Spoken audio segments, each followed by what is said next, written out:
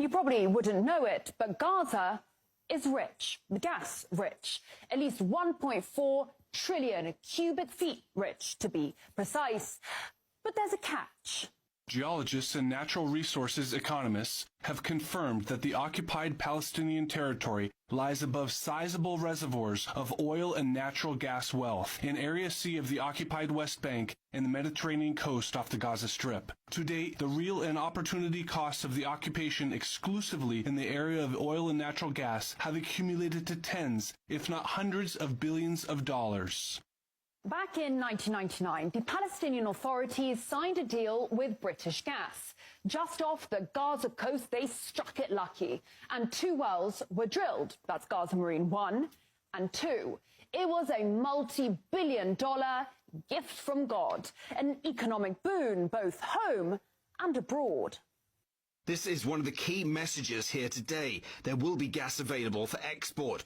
And from my conversations with Palestinian officials, including President Arafat, it is clear that they have no interest in just sitting on a gas surplus. Fast forward to 2007, Hamas comes to power and Israel launches an offensive on the Gaza Strip, leaving behind 1,400 dead Palestinians, but taking with it the gas fields. Now, within the year, Israel announced the discovery of the Leviathan natural gas field, which did include Gaza's riches, all in all valued at $453 billion. Now, since then, Gazans haven't seen a shekel, or to be more accurate, they have been denied around $47 billion in revenue. As for Tel Aviv, well, it's gunning to become a new hub. This is a historical moment in which the small country of Israel becomes a significant player in the global energy market. The Memorandum of Understanding will enable Israel, for the first time, to export Israeli natural gas to Europe.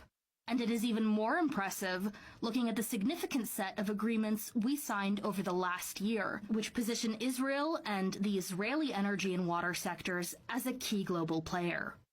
Let's just run through this then. At that moment in time, so we're talking 2022, Russian oil and gas was sanctioned. Iranian oil was sanctioned. Syrian oil fields were, and still are, illegally occupied by US forces. Now, the key port of Latakia was being bombed by Israel, and the port of Beirut, the gateway to the Middle East, lay in ruins. Enter this small country of Israel right here with its seas of gas, its working ports, an answer to Europe's problems, and perhaps, most critically, the US blessing. Because in case you didn't know, US Congress has decided that Israeli energy is in the highest national security interests of Washington. So DC was only too happy for Tel Aviv to become a key global player. After all, it had itself previously mulled over ways in which to make its 51st state a window onto Europe. Another interesting application of nuclear excavation would be a sea-level canal 160 miles long across Israel, connecting the Mediterranean with the Gulf of Aqaba and thus the Red Sea and the Indian Ocean. Such a canal would be a strategically valuable alternate to the present Suez Canal. The Suez Canal is a gold mine. It connects the Mediterranean Sea to the Indian Ocean via the Red Sea. It is the link between Asia and Europe.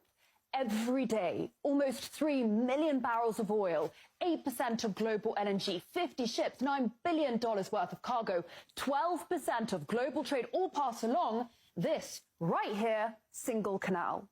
Remember in 2021 how a container ship ran aground in the Suez? Global trade was brought to its knees. The alternative route via the Cape of Good Hope adds around 9 days and 7,000 kilometers to the journey. There is no replacement for the Suez Canal, except perhaps for the Ben Gurion Canal. Now, what the US had been thinking about back in the 60s was dropping 520 nukes on parts of Israel, all to build a 260-kilometer-long canal that would start at the Red Sea down there in the port city of Eilat, run through the Negev Desert, and pour out into the Mediterranean. Where exactly?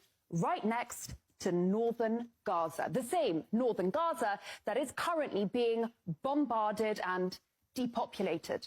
Egypt and its money-making Suez Canal would just be sidelined.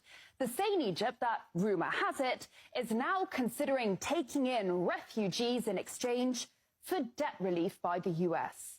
And if you think it's crude of me to talk business during times of an existential war, think again. The winning companies have committed to unprecedented investment in natural gas exploration over the next 3 years, which would hopefully result in the discovery of new natural gas reservoirs. In recent weeks, Tel Aviv has handed out 12 new licenses to 6 companies, on top of the plan to tap more of the Gaza marine resources. This area is a strategic gold mine. The Israelis have their largest foreign base down the Red Sea, just off Eritrea. And here, a bit further down, Beijing has a naval base in Djibouti, a key piece in its enormous global infrastructure project, the Belt and Road, hated by London, Brussels and Washington alike. Always ask yourself, cui bono, who benefits? Because war is horror and war is hell. But never forget that war, above all else, is big business.